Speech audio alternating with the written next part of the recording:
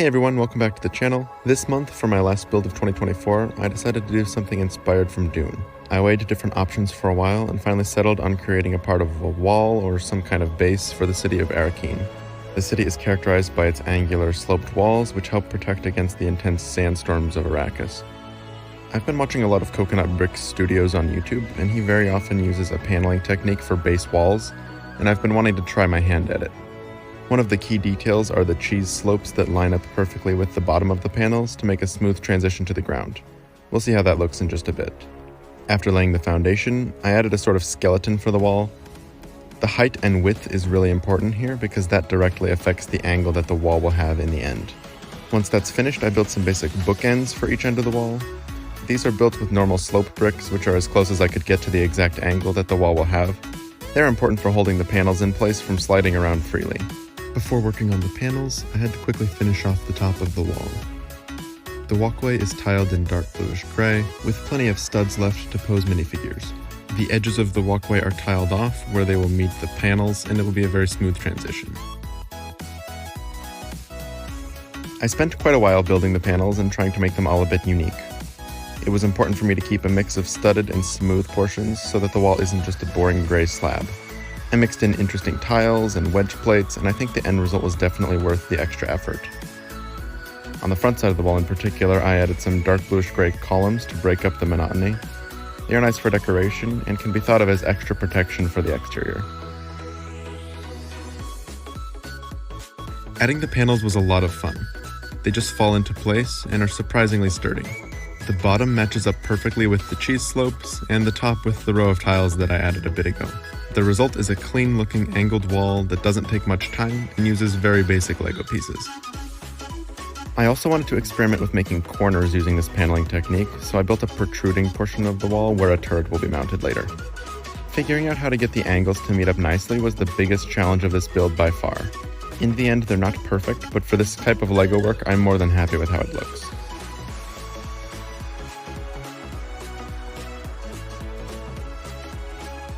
For the terrain, I kept it simple, making sure to pile sand around the foot of the wall. I also added sand to the wall itself, and I think it turned out looking very nice. Where the wall meets the sand, I had a gap left by the dark bluish gray tiles, which I filled by turning a 1x1 tan cheese slope upside down. It's a seamless fit, however, it did mean that I had to raise the level of the sand by another plate. It still looks good though, and I'm glad that I did it this way. I used a combination of tan tiles and plates to give the sand some differing textures, and I continued with that on the wall.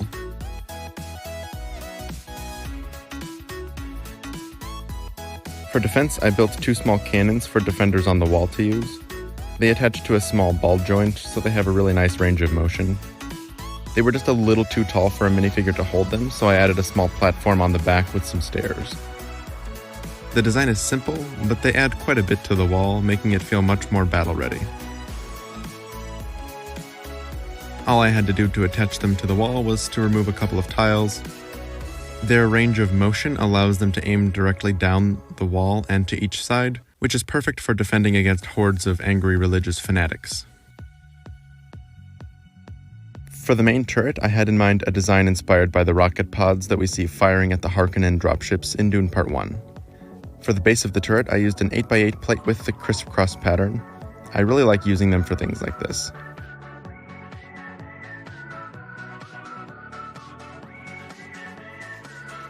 With its strategic position on the extended portion of the wall, I made sure that the turret is able to aim down as well as up to target both air and ground units. I used 2x2 dark bluish gray bricks with the grooves on each side as the main rocket barrels. They give it a very unique look, and it definitely fits the vibe I'm going for. Assembling the turret is pretty simple. The middle housing has a 1x1 Technic brick with a pinhole, so the studs from each rocket pod fit perfectly into that, and it allows me to pose the rocket pods at whatever angle I want. The whole assembly fits onto the wall nicely, and I made sure to add stairs for access in case they need to do any repairs. For the interior wall, it's back to panel making, this time without the dark bluish gray columns. Again, I used a mix of tile and plate pieces to make the surface interesting.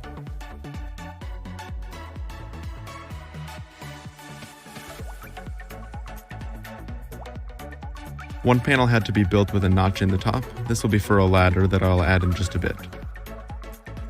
Even though this is representing only a small part of a much bigger base complex, I thought the ladder made sense for easy access to the turret during a battle, or simply to make repairs or reloading easier. The ladder on the angled wall panel looks really nice in my opinion, and I especially like the hand railings that curve at the top. Dropping the panels in place was a rewarding experience after the monotony of repetitive building. The bottom transitioning to the floor is seamless and looks really clean. For the floor of the base, I did a simple design in dark bluish gray, just to make it a little more interesting rather than a solid color. The finished design looks pretty good in my opinion. The last thing to do is decorate the interior with crates, supplies, and minifigures. I added a technician taking inventory of the supplies. I added a pile of sand that had blown inside, as well as a clone trooper sweeping it up. And I added a squad of troops being led to the wall by an ARC trooper. I really love how the wall turned out. The angle of it, the turret, everything turned out pretty much exactly how I had envisioned it, and that's a great feeling. This build as a whole was very satisfying, and I gained lots of valuable experience with the paneling technique, which I will definitely be using in the future. And now I know approximately how large of a base I can make in the future with the amount of parts that I have available, which is great to know when planning projects. The combination of Dune architecture and Star Wars troops worked surprisingly well. I like to imagine it as an alternate reality where the Republic is fighting a war for control of the spice. For me, this build was a great success, but I'd love to hear your thoughts down in the comments. Thank you all very much for watching, and I'll see you on the next one.